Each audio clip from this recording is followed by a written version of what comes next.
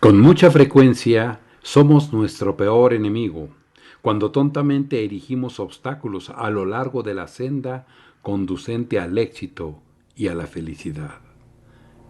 Louis Winstock.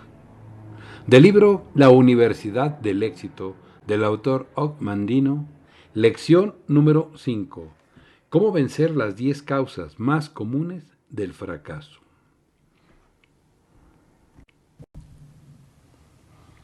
Con mucha frecuencia somos nuestro peor enemigo. Cuando tontamente erigimos obstáculos a lo largo de la senda conducente al éxito y a la felicidad. Louis Winstock. Del libro La Universidad del Éxito, del autor Og Mandino, lección número 5. ¿Cómo vencer las 10 causas más comunes del fracaso? El fin primordial de este primer semestre es ayudarlo a conocerse a sí mismo un poco mejor.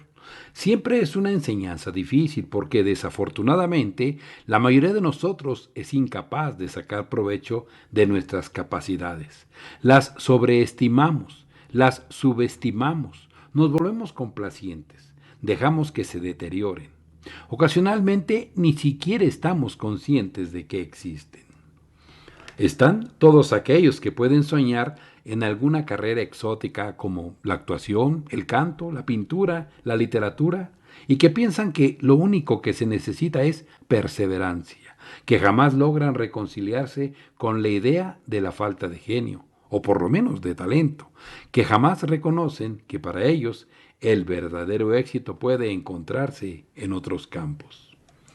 John Keats, el poeta inglés, escribió en una ocasión: en cierto sentido, el fracaso es el camino al éxito, ya que cada descubrimiento de lo que es falso nos lleva a buscar con ansia lo que es verdadero, y cada nueva experiencia nos señala alguna forma de error que más adelante evitaremos con sumo cuidado.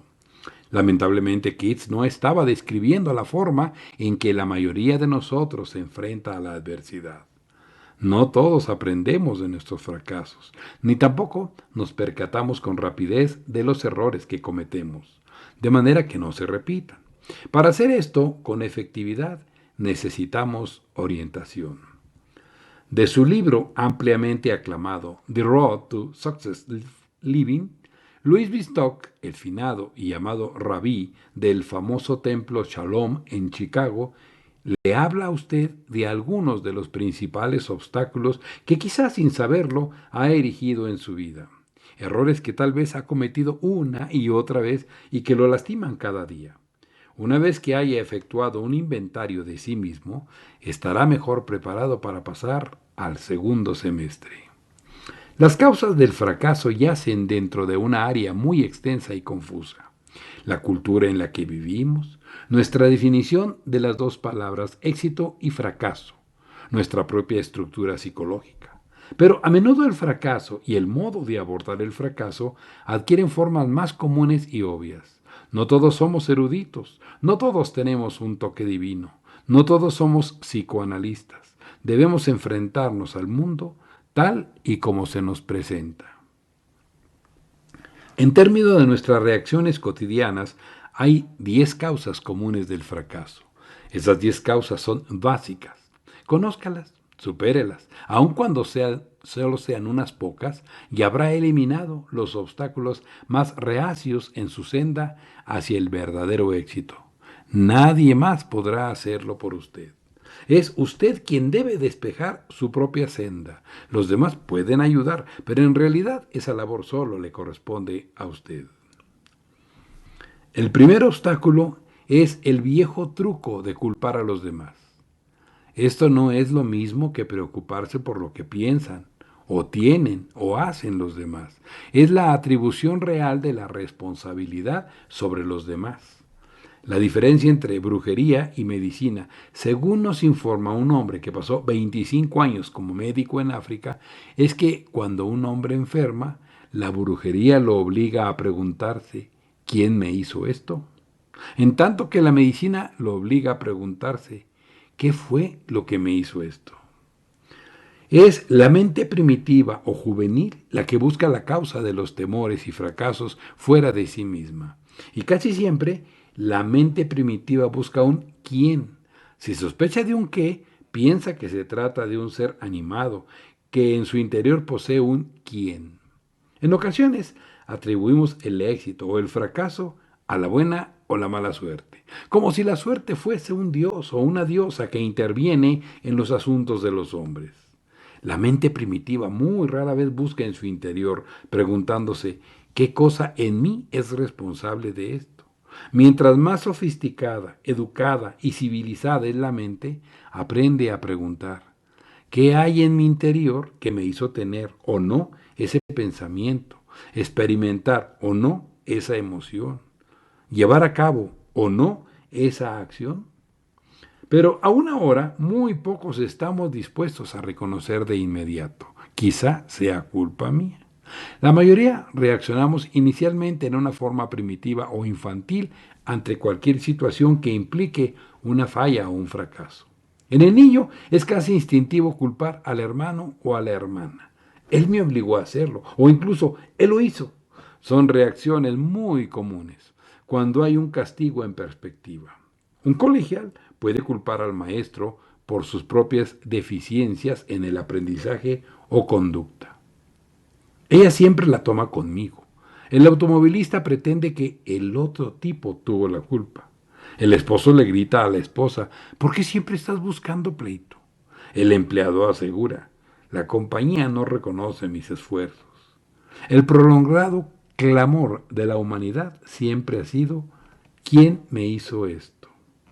La práctica de culpar a los demás explica, quizá, no solo la mitad de nuestros fracasos, sino también nuestra ineficacia para saber aprovechar dichos fracasos. No reconocemos el fracaso por lo que es y en consecuencia no podemos enfrentarnos a él. En vez de ello, construimos hombres de paja. Los derribamos varias veces y desperdiciamos los días en una lucha que no podemos ganar. La batalla que deberíamos combatir está en nuestro propio interior. Esa batalla, si la acometemos con brío, no la podemos perder. Un segundo obstáculo es lo contrario del primero, la propia tendencia a culparnos a nosotros mismos, por lo menos en privado. ¿Por qué fui tan tonto? ¿Qué blanco tan fácil soy? ¿Por qué siempre tengo que meter la pata? ¿Por qué siempre tengo que decir algo indebido? ¡Qué torpe fui! En realidad, no creemos ser tontos o blancos fáciles, simplemente es una forma rápida y sencilla de atenuar un fracaso que con toda probabilidad llega mucho más adentro y requiere mayor consideración de la que estamos dispuestos a reconocer ante nosotros mismos. En vez de lidiar con el problema que hay detrás del fracaso, luchando para resolverlo, para evitar que se repita, no culparnos como si fuésemos unos fracasados congénitos y simplemente nos conformamos con eso. Esta es una manera de pensar perniciosa y una práctica peligrosa. Hace que en lo más profundo arraiguen sentimientos de inferioridad y de inseguridad, que más adelante surgirán como cizaña para dominar el bien ordenado jardín de la mente. Abraham Lincoln, que fracasó en muchas cosas, pero que estuvo muy lejos de ser un fracasado, declaró en una ocasión, mi mayor preocupación no es saber si se ha fracasado, sino si se está satisfecho con ese fracaso. Esta satisfacción es paralizante, pues puede llegar a considerarse feliz en el fracaso y entonces se experimentará una tendencia a fracasar en cualquier cosa. Cuando el general de división William F. Dean fue puesto en libertad por sus capturadores comunistas, se comenta que un periodista le preguntó qué lo había sostenido durante sus 3 años de sufrimientos. Jamás sentí lástima de mí mismo, replicó el general, y eso fue lo que me ayudó. La autocompasión derrota a más personas que cualquier otra cosa, y yo diría que la autocensura es todavía peor, puesto que es una de las causas primordiales de la autocompasión. O bien, podemos ir de la autoculpa a la autodesaprobación, y de ahí al autodesprecio y por consiguiente, inclusive, a la autodestrucción. La excesiva autocensura abre la puerta a los sentimientos de culpabilidad. Siguiendo la costumbre de culparse por sus aparentes fracasos, quizá con el tiempo busque culparse por el fracaso de los demás. En mi propio estudio, muchas esposas han llorado diciendo, yo tuve la culpa, cuando claramente la culpa era del esposo. Muchas madres han llorado, ¿en dónde fallé? Cuando era obvio que el fracaso del hijo había ocasionado una tensión destructiva en la familia. Y la autocensura cierra las puertas al autodesarrollo. Detrás de esa puerta cerrada, la propia personalidad puede replegarse en forma permanente, puede languidecer sumida en una extrema melancolía. Igual que un ciervo cegado por una luz brillante, puede quedarse paralizada en sus sentimientos y voluntad, careciendo del temple y el impulso que la llevarían hacia la seguridad. A menudo se ha comentado que la Gran Muralla, de siglos de antigüedad y que se prolonga a lo largo de 2.900 kilómetros, atravesando llanuras y desiertos, es una de las estructuras monumentales de la historia y un símbolo del fracaso de China para progresar como nación. La muralla era una barrera. Los chinos se aislaron detrás de ella, convirtiéndose en un pueblo introvertido. La autocensura puede llegar a ser la muralla china de nuestras vidas. Cuando quede en su lugar una piedra tras otra de la autocrítica, la autodesaprobación y el desprecio hacia uno mismo. Y un día nos encontramos tan restringidos e inhibidos que estamos aislados de la familia, los amigos y la comunidad. Nos convertimos en compañeros de la muerte. Un tercer obstáculo es no tener ninguna meta. El doctor William Menninger opina: una persona debe saber hacia dónde quiere ir, si es que desea llegar a alguna parte. Es tan fácil ir simplemente a la deriva. Algunas personas pasaron por la escuela como si pensaran que le estaban haciendo un favor a su familia.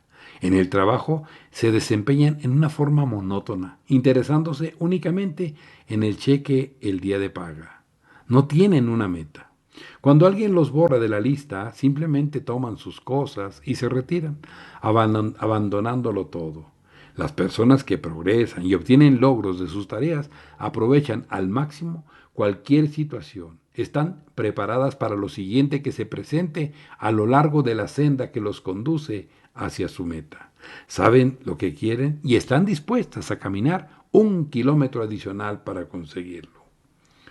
William Saroyan nos presenta a un personaje, Willy, en The Time of Your Life, que personifica a un hombre que carece de una verdadera meta. Willy tiene la manía de jugar en las máquinas mecánicas. A todo lo largo de la obra, Willy lucha contra la máquina. En la última escena gana un juego. Al fin, se encienden las luces rojas y verdes, la campana suena 6 veces y de la máquina salta una bandera norteamericana. Willy saluda, recoge 6 monedas de 5 centavos que le entrega el cantinero y declara: sabía que podía hacerlo. Un éxito. Sin tener ninguna meta es bastante malo, pero tener metas inferiores es peor. Probablemente no existe tal cosa como no tener una meta. Willy tenía una meta: ganarle a la máquina. Lo logró y tuvo éxito, pero al precio de su fracaso en todo lo demás. Su historia es como la vieja historia del perro que se jactaba de que podía ganarle a cualquier cosa que tuviera 4 patas. Poco tiempo después empezó a perseguir a un conejo, pero se quedó muy atrás. Los demás perros se rieron irónicamente, pero él no le concedió importancia alguna a su derrota. No olviden que el conejo corría para salvar su vida. Yo solo lo hacía por la diversión de atraparlo. Muy rara vez las vemos en su forma más pura, pero existen aquellas personas cuya única meta en la vida es la diversión, que no hacen otra cosa que no sea divertirse, a menudo a costa de los demás y siempre a costa de su verdadero yo. Desperdician el talento que Dios les ha concedido en vanos placeres. Derraman la sal de sus energías sobre la carne de su vida y se encuentran con que la sal ha perdido todo su sabor. O bien, para cambiar la metáfora, Apuntan en forma simultánea hacia un buen número de blancos, dispersando su talento como si se tratara de perdigones y exagerando el valor de cualquier tanto que se anoten por casualidad. En el fondo de su corazón, todo lo que desean son los disparos y los gritos. Después están algunos cuya meta es una oportunidad indefinida en algún momento en el futuro. Igual que Micawber, esperan que se presente algo y mientras tanto rechazan todo lo demás. Está muy, pero muy por debajo de ellos, más allá de su alcance. No es algo para lo que están preparados o no les agrada. Esperan al príncipe encantador, a la barca de los sueños. Y de esa manera se atrofian sus instintos de vivir. Sus mentes se embotan y sus cuerpos se vuelven flácidos.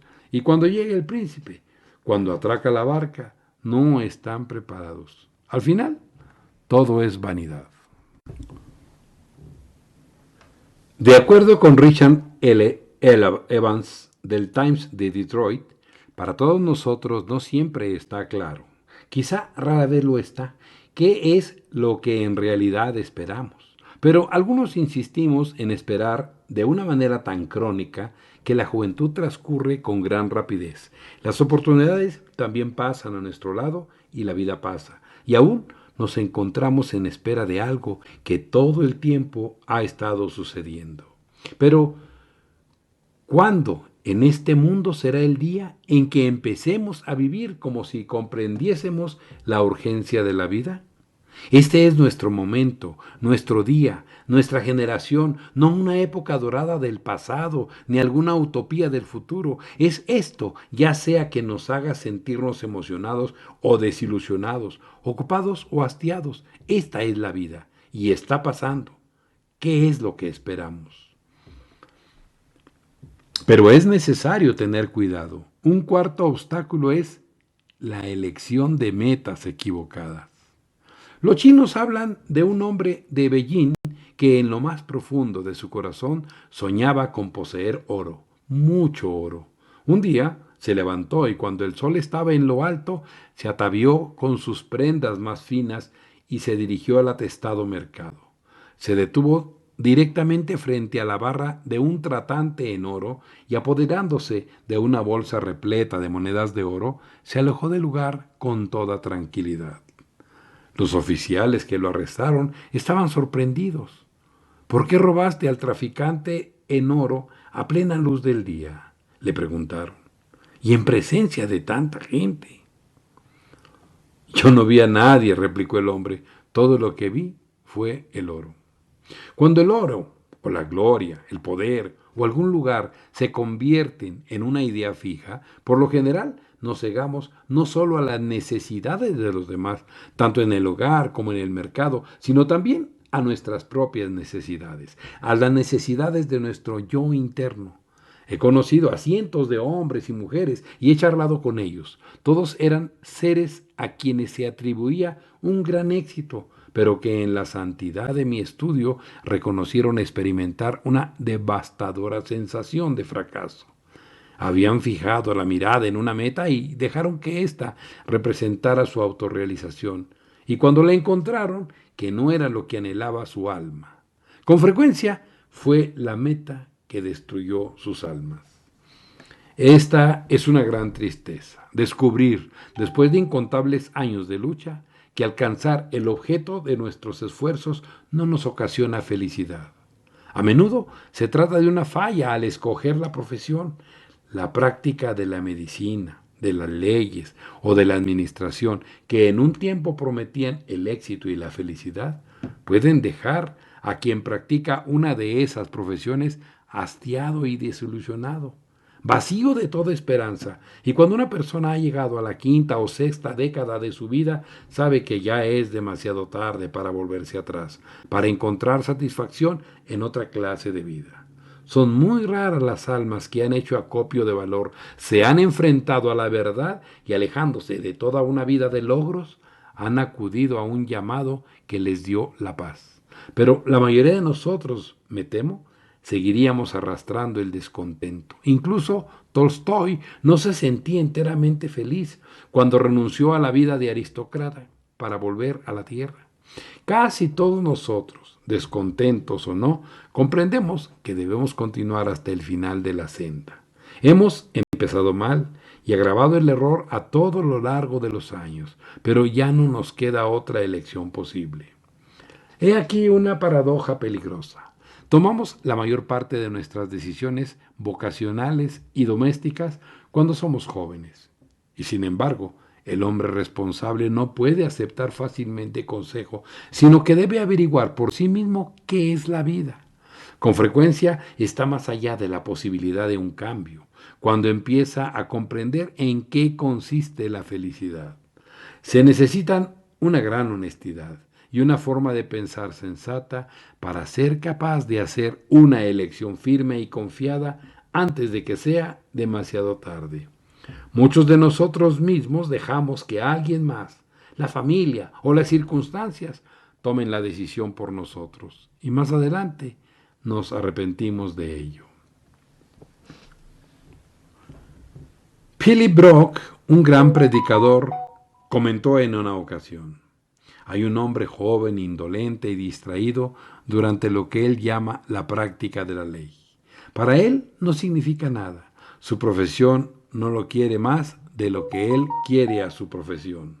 Está allí porque se trata de un empleo honorable y respetable, porque ahí lo pusieron la tradición de su familia o la decisión de una serie de personas.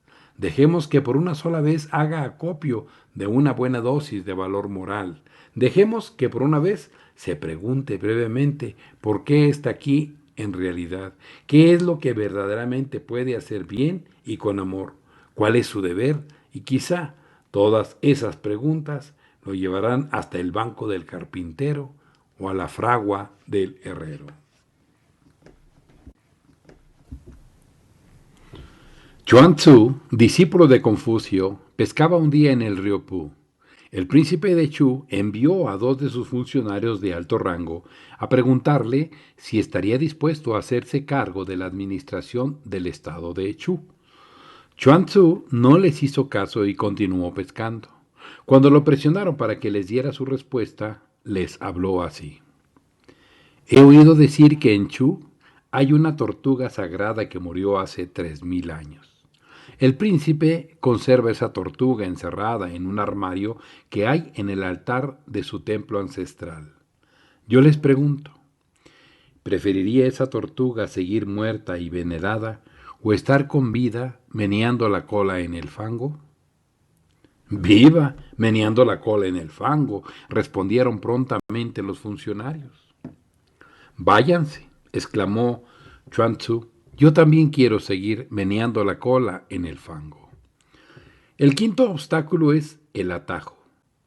La semana pasada, en Forest Hills, informó el finado columnista de deportes Arch Ward, Maureen Connolly, de 16 años de edad, acababa de derrotar a Doris Hart en las semifinales del Torneo Nacional Femenino de Singles. De acuerdo con el testimonio de los expertos, su oponente jamás había jugado mejor, pero la campeona de Wimbledon y favorita del torneo no pudo ganarle a la adolescente californiana y quedó descalificada. Mary Hardwick, ex campeona inglesa y veterana de la Copa Whitman, corrió al comedor a felicitar a la señorita Connolly. Mary, declaró Maureen, si puedes estar lista en 30 minutos, me gustaría practicar. Y así lo hicieron durante más de una hora. Al día siguiente, Maureen ganó el campeonato nacional. La mayoría de nosotros, comentó Ward, podría aprovechar esta lección, volviendo a leer la historia de la señorita de San Diego, que en el momento de su mayor triunfo declaró: me gustaría practicar. Una corriente eléctrica seguirá la línea de menor resistencia, pero un foco alumbra precisamente porque hay una resistencia. Muchos de nosotros escogemos instintivamente la ruta más corta, más fácil y más rápida hacia el éxito, solo para descubrir que el éxito era ilusorio, que el foco no alumbró.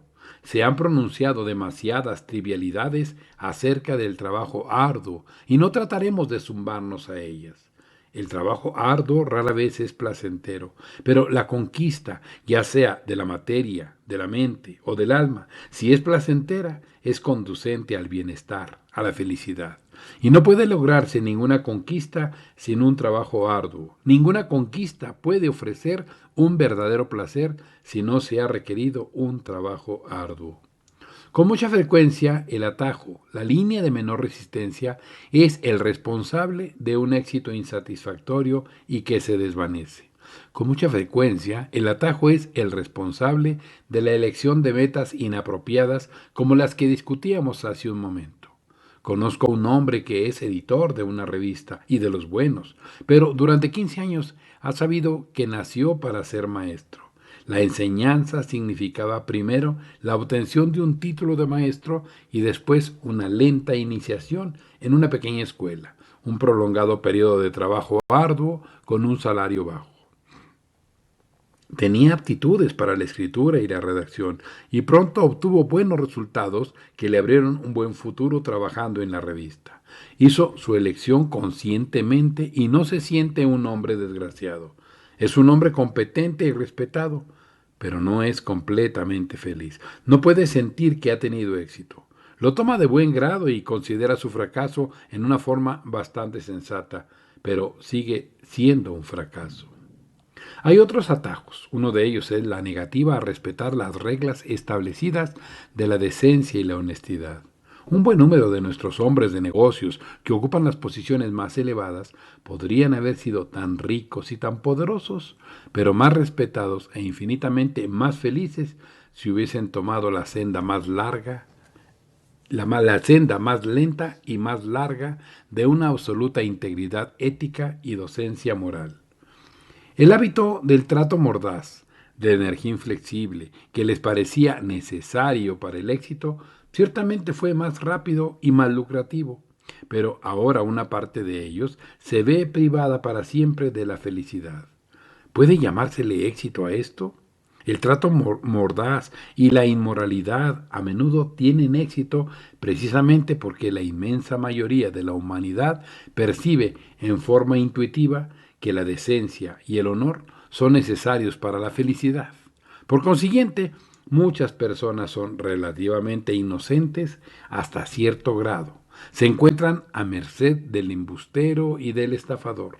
En alguna forma, Barnum estaba en lo cierto. Cada minuto nace un incauto, y gracias a Dios por los incautos que tienen decencia, son la sal de la tierra. Son aquellos en quienes aún no muere la posibilidad de la felicidad. Un sexto obstáculo es exactamente opuesto al quinto: tomar la senda más larga.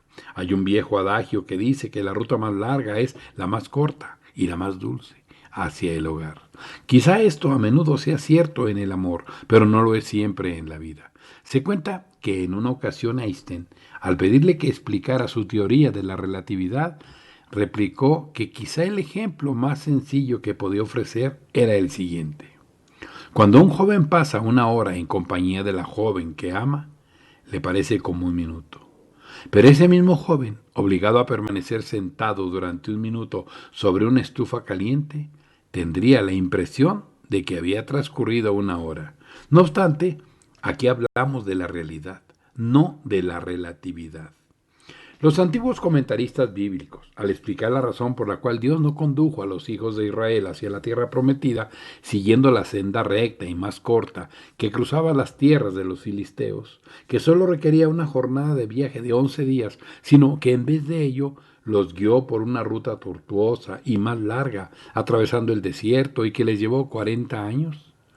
Declaraban que lo hizo con objeto de que ese pueblo, condicionado a la esclavitud, pudiese prepararse gradualmente para el empleo prudente y el disfrute de la libertad.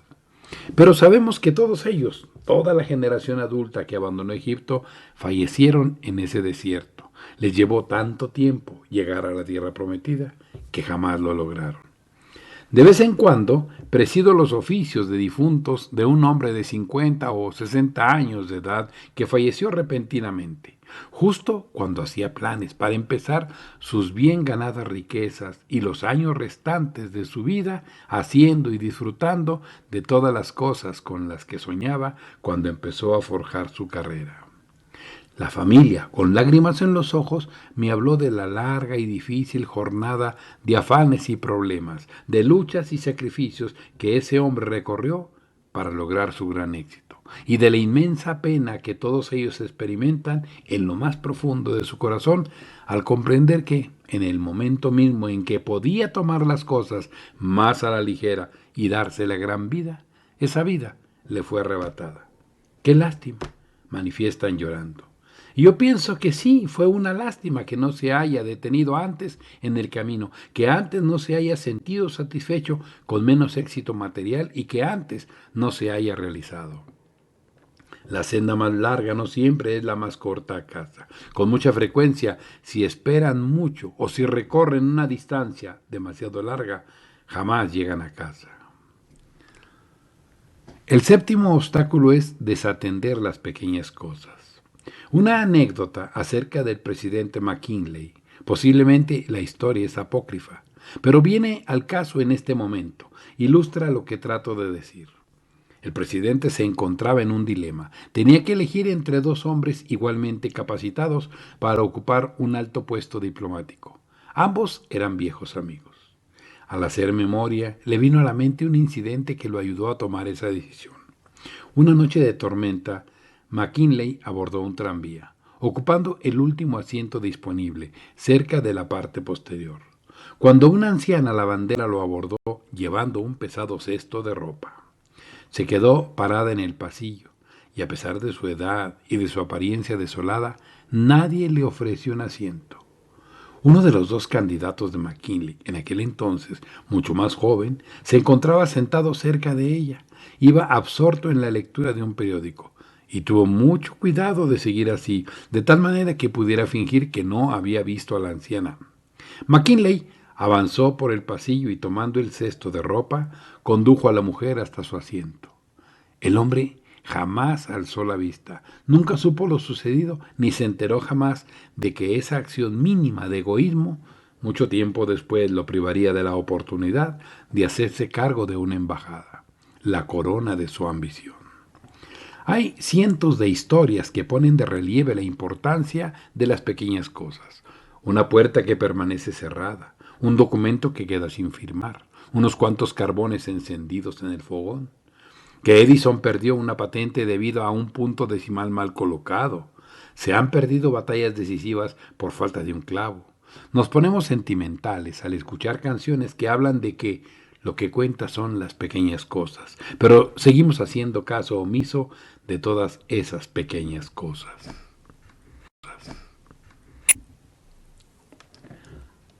En una reunión de oración celebrada en una vieja iglesia rural, se escuchó la voz de un piadoso miembro de la congregación que imploraba fervientemente: «Oh Señor, haz uso de mí, pero en un puesto ejecutivo».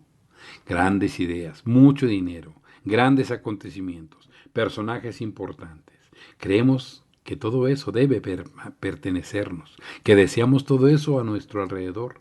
Las pequeñas cosas, así llamadas, son para las personas insignificantes, así llamadas.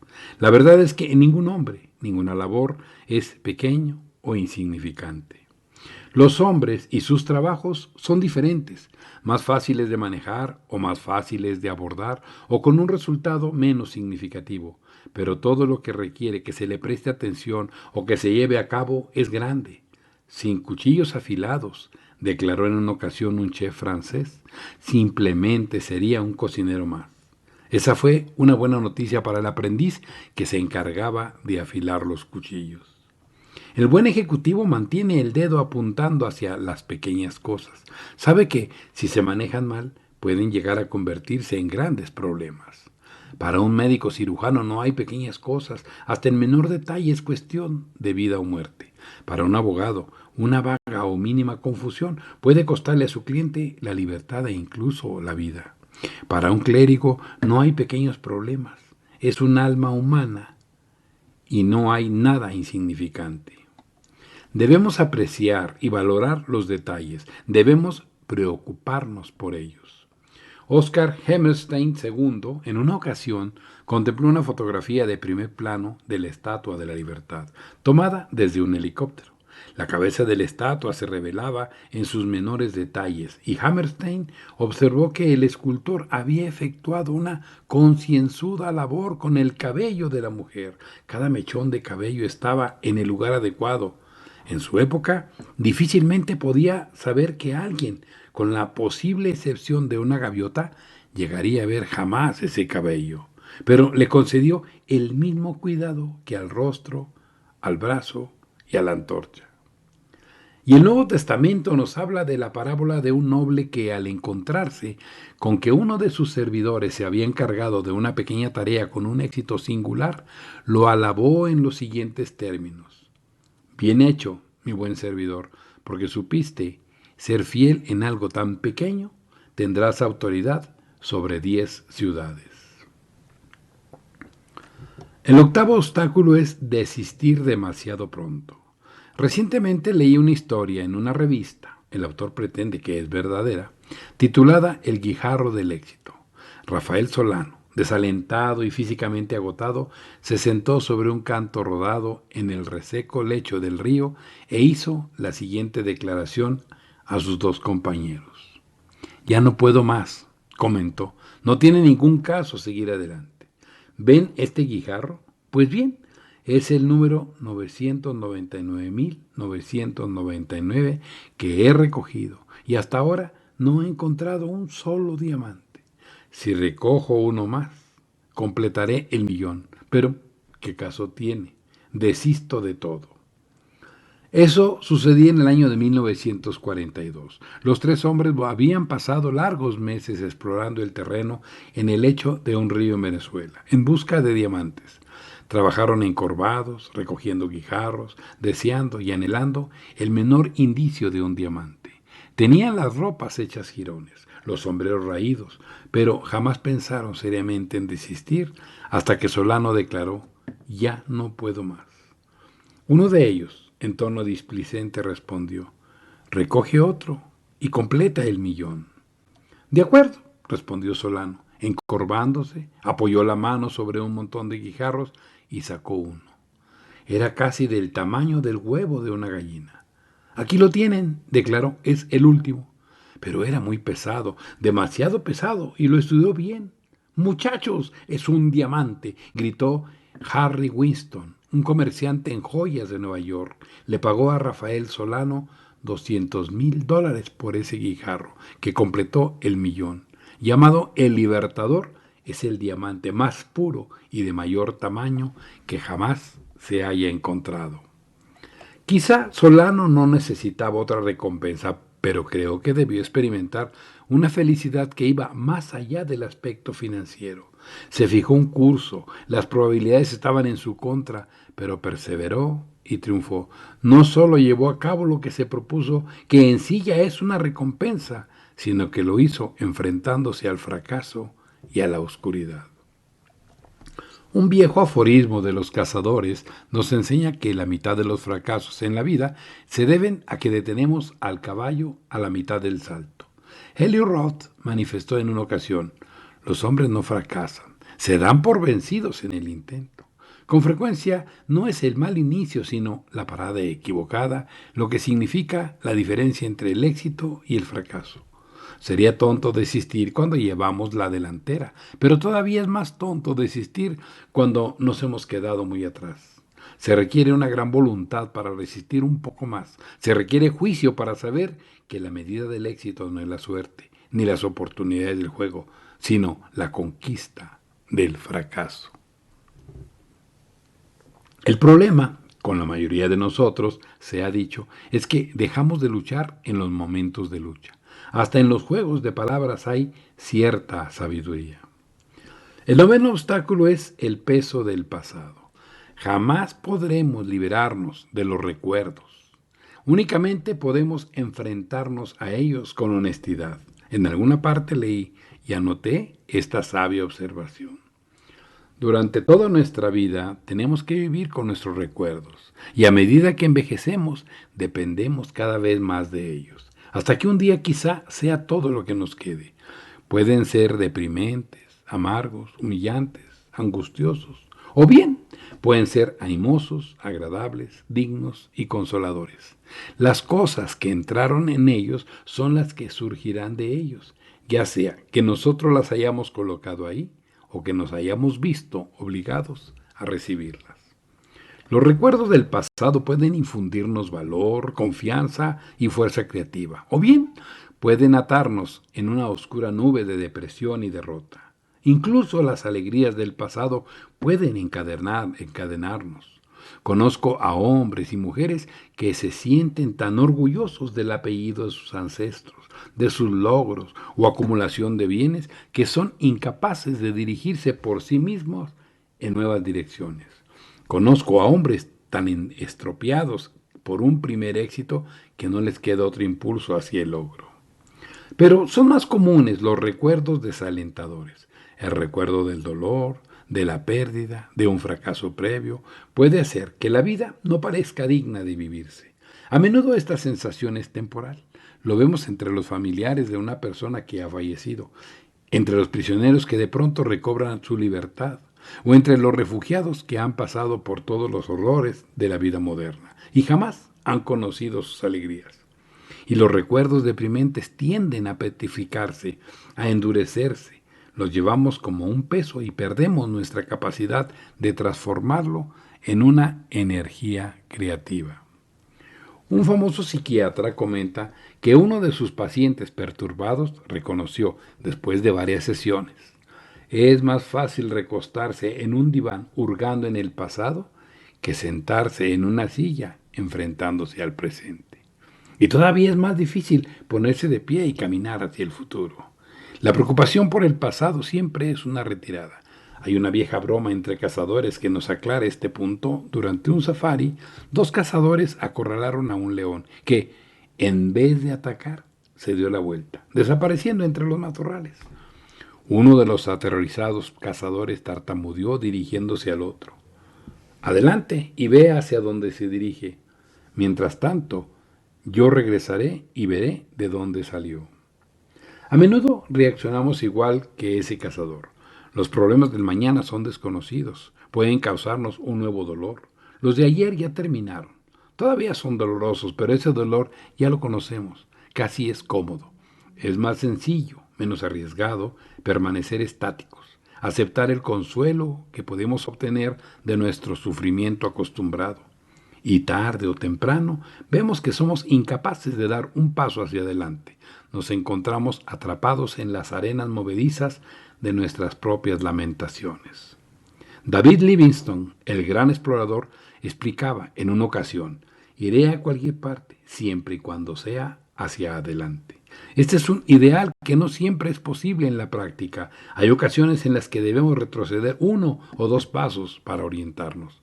Pero nuestros impulsos deben dirigirse hacia adelante. Nuestros instintos deben estar encaminados al progreso.